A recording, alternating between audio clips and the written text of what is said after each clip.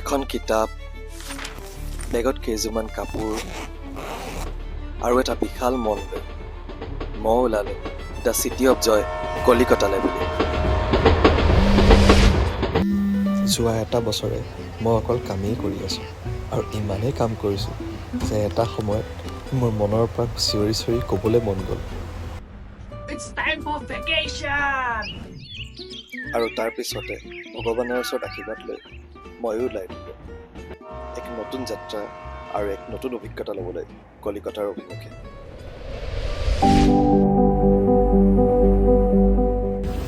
ৰাতি এতিয়া 12:30 বাজিছে আৰু আহি আমি এতিয়া বৰ্তমান কলিকতা ষ্টেচনত পাইছোঁহি। নামি পিনে এতিয়া আমি যাওঁ হোষ্টেলৰ পিনে।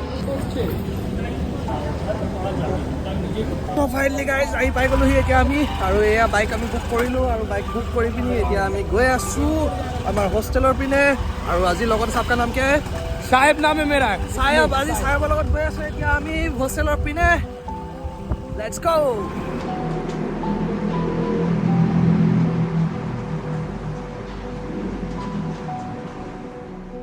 হোষ্টেলৰ গেটৰ সন্মুখ পালোহি এতিয়া আৰু আহি পালোহি এতিয়া।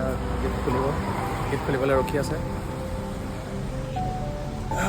ৰাতি 12:30 বজাত তেওঁলোকে কৈছিলে 24 ঘণ্টাই খোলা থাকে বুলি। তেওঁলোকৰ কৈছিলে মেৰা বুকিং থা হোষ্টেল।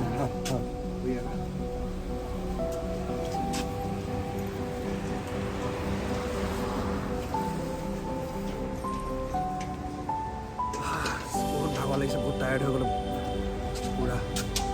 চ' গাইজ ফাইনেলি ৰুম পাই গ'লোহি। কিন্তু যিটো হোষ্টেল মই বুক কৰিছিলোঁ সেই হোষ্টেলটো কি হ'ল, আপোনাৰ কাইলৈ ৰাতিপুৱা 11 বজাত সিহঁতক চেক ইন কৰিব লাগিব। এতিয়া তাত আপুনি এনেই চাইডতে বহি থাকিব পাৰিব। তো এই ৰাতিখন এনেই বহি থকাতকৈ ওচৰৰে হোটেল এখন পাই গ'লোঁ, যিটো সস্তা আপোনাৰ 550 ৰুপিজ। আৰু মই ছিংগুলকৈ থাকিবলৈ ইয়াতকৈ কি লাগে ৰ'ব, মই ৰুমটো দেখাইছোঁ দেই।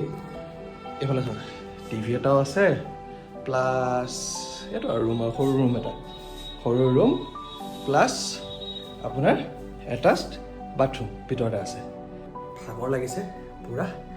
এতিয়া একদম গাটো ধুনীয়াকৈ ধুই মজাকৈ শুই কাইলৈ উঠি লগ পাই আছোঁ দেই।